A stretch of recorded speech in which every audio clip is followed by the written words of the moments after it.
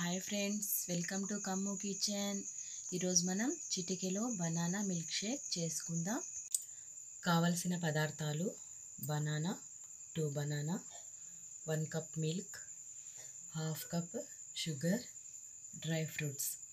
ముందుగా జ్యూస్ది జార్ తీసుకొని అందులోకి బనానా పీసెస్ చేసుకుందాం. తొక్క తీసుకునేసి ఇలా చిన్న చిన్న పీసెస్లుగా చేసుకోవాలి.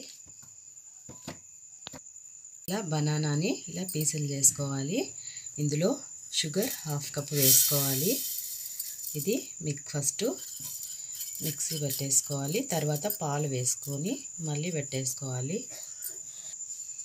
ఇది మనం పాలు వేసుకుందాం. కొంచెం గ్రైండ్ అయిన తర్వాత 1 కప్పు పాలు వేసుకోవాలి.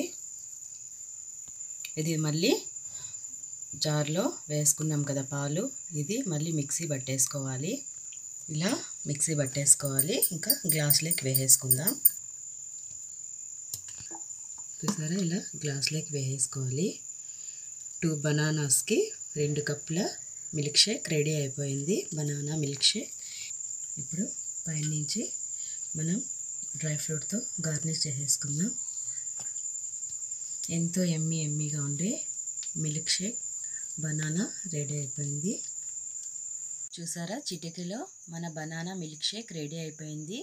మీరు కూడా ట్రై చేయండి, చాలా బాగుంటుంది. మీ పిల్లలకి పెట్టండి.